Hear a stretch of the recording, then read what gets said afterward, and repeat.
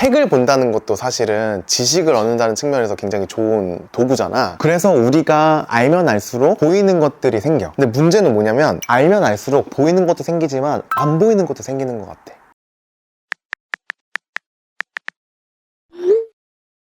오늘 디어마이트윈스 마지막? 디어마이트윈스 마지막 회야? 마지막 회. 진짜요? 제가 이제 나가게 되면서 객원으로 전향하게 되면서 새로운 디자인을 위해 세진 PD가 하산을 하게 되면서 근데 뭐 우리 디어마이트윈스 필요하면 내가 또 부를게. 그럼요. 무슨 주제로 오늘 이야기하실 건가요? 내가 무슨 얘기를 해볼까 하다가 지난주에 엄청 오랜만에 인스타그램 라방을 했거든? 내가 기억나는 질문 중에 하나가 책으로 배우는 거, 직접 경험하는 거 어떤 게 더 지식을 쌓는데 좋냐? 이런 질문이 있었어. 그 내가 뭐라고 대답했냐면 지식을 쌓는 거는 책인데 나만의 지혜를 쌓는 건 경험이라고 대답을 했거든? Dear My Twenties,를 처음 시작했을 때 첫 화에서 이 책을 보여줬어. 기억나지? Life's Little Instruction Book 해가지고 삶의 작은 지침서 이렇게 뭐 해석할 수 있는 건데 이 저자가 아담이라는 자기 아들한테 남기고 싶은 문장들 그런 모음집이야. 지식이라기보다는 삶의 지혜 같은 느낌이랄까? 나도 처음에 이 Dear My Twenties,를 기획할 때 내가 엄청난 뭐 지식을 알고 있어서 얘기를 한다거나 그런 게 아니라 그냥 나의 삶의 경험에서 내가 느낀 것들을 얘기하는 가벼운 걸로 시작을 했어. 그래서 오늘 오랜만에 초심으로 돌아가서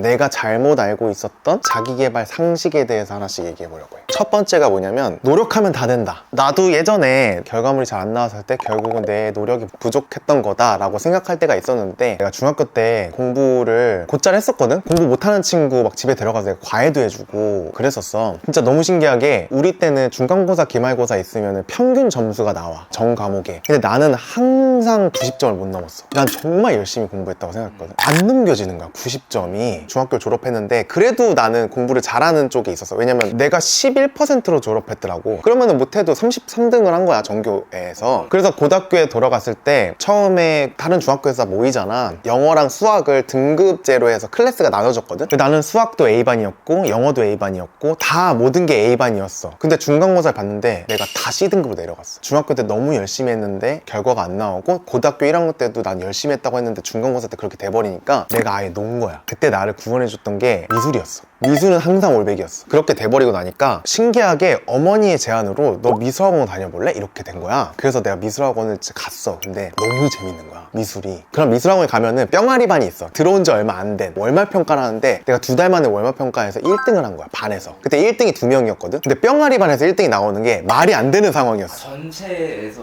1등? 1등을 그림의 벽에 거는데 쟤는 누구야? 이렇게 된 거지. 왜냐면 거기 70몇 명인데 다 서로 이름을 몰라. 그러고 나는 미술을 1학년 말에 시작했으니까 늦게 시작한 거였어. 한 몇 달 지나니까 2학년이 됐고 2학년이 된 다음에 겨울방학 때 다른 미술학원이랑 연합고사를 봐. 근데 내가 거기서 또 A뿔을 받은 거야. 들어간 지 얼마 안 됐을 때. 뭐지?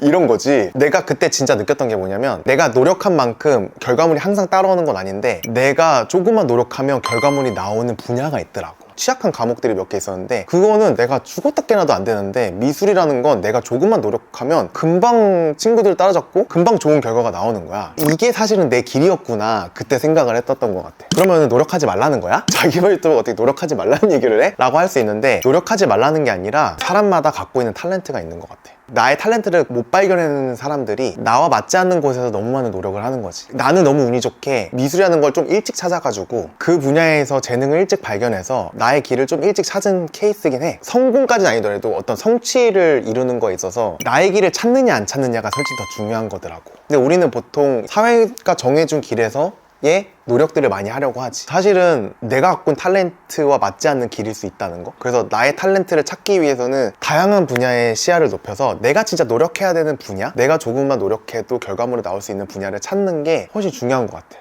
특히 젊었을 때. 결론을 얘기하자면 너무 일찍부터 한 곳만 바라보고 그곳에서만 노력을 쏟기보다는 시야를 넓혀서 다양한 곳에 노력을 쏟아보는 거, 그게 좋은 것 같아.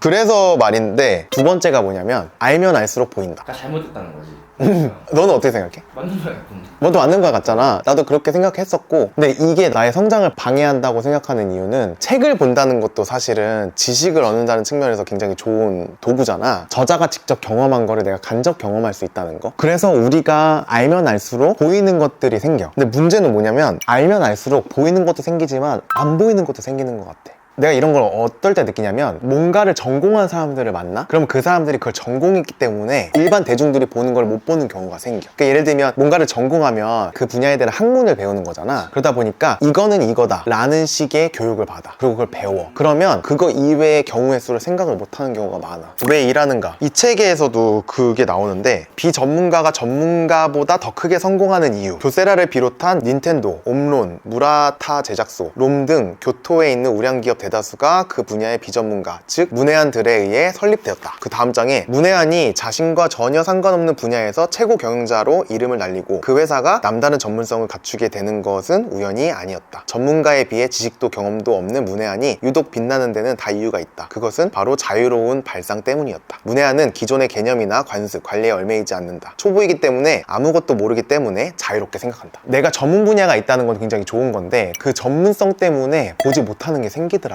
나는 디자인 전공이니까 그래픽 디자인에서도 특히 타이포그래피 같은 경우는 그 안에 규칙이 있어. 근데 그걸 보면 거기에만 너무 매몰돼서 사실 창의력을 발상을 못하는 경우가 생기는 거야. 버지라블로도 그 사람도 사실은 패션 디자이너 출신이 아니야. 근데 그 사람이 패션계에 굉장한 큰 획을 그었잖아. 그것도 좋은 예 같아. 그리고 반면으로 내 주변에 사업하는 친구들이나 아니면은 크리에이터 하는 친구들, 그들이 하고 있는 그런 사업 분야나 그들이 만드는 컨텐츠의 주제들이 그 친구가 전공하지 않은 분야인 경우도 되게 많아. 그들을 보면 전문가들을 고용해서 쓰지. 그렇게 사업을 해서 사실은 전문가보다 돈을 더 잘 버는 대표가 되거나, 그런 사람들이 조금 더 창의적으로 생각해서 창의적인 컨텐츠를 만들거나 창의적인 서비스를 만들어내는 것 같아. 물론 전문성을 갖는 거 너무 중요하지. 전문성을 갖고 내가 한 분야에 공부하고 이런 거 너무 중요한 건데, 내가 그거에 너무 매몰되어 있어서 다른 분야를 안 쳐다보거나 다른 것들에 관심을 안 갖게 되면 그 시야가 이렇게 좁아지더라고. 그래서 나는 요즘 조금 다양한 분야를 배워보려고 노력 중이야. 디자인도 한 7년 가까이 했었고, 크리에이터도 이제 5년 차다 되다 보니까 나도 나만의 그런 게 생겼겠지? 그러다 보니 새로운 거를 배워보려고 학원도 등록하고 있고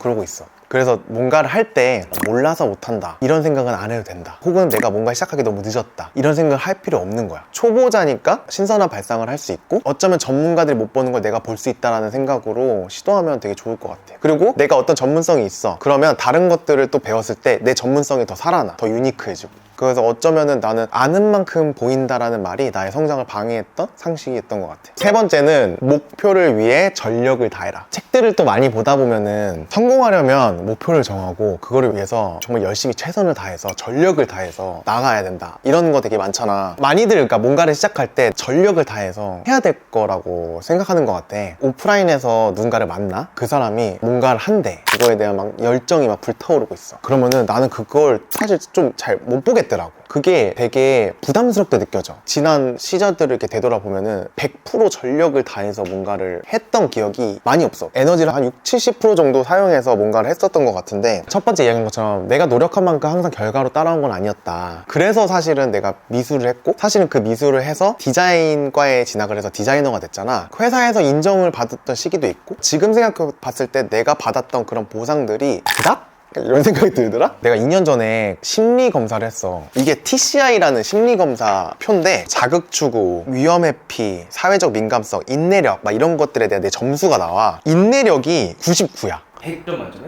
인내력이 엄청 좋더라고. 난 몰랐어. 난 내가 인내력이 안 좋다고 생각했거든. 나는 내가 뭔가를 할 때 엄청 전력을 다해서 힘을 주고 들어가면 대부분 제풀에 죽더라고. 내가 왜 인내력이 안 좋은가 생각해봤더니 내가 포기한 것들이 많더라고. 생각해보니까 그 포기한 것들이 많다라는 건 내가 시도한 것도 많다는 거겠지? 그러면은 결국에는 내가 계속 꾸준히 유지해왔던 것도 있다는 거잖아. 그걸 보면 나는 어릴 때부터 내가 뭔가 전력을 다했을 때 그것만큼 나의 기대치도 높아지고, 그래서 실망하는 것도 너무 컸던 거지. 자연스럽게 나를 실망시키지 않으려고 나는 기대감을 낮추려고 노력했고, 그 기대감을 낮추는 방법이 결국은 뭔가를 시작할 때 내가 전력을 다하지 않는 방법이었어. 이상한 쿨병에 걸려가지고 뭔가를 하잖아? 그러면은 되게 힘없이 시작해. 그리고 그거에 굉장히 관심 없는 척해. 뭐 해도 되고 안 해도 되고, 이게 잘 돼도 안 돼도 되고, 약간 이런 식으로 쓱 들어가고, 이제 결과가 나오면은 그때 이제 더 노력을 추가하는 것 같아. 보통은 노력을 처음부터 이만큼 추가하고 점점 낮아진다? 나는 이렇게 노력을 점점 반대로 하는 편인 것 같아. 그게 나한테는 맞았어. 전력을 다하라? 이 말보다는 나는 적당히 해라.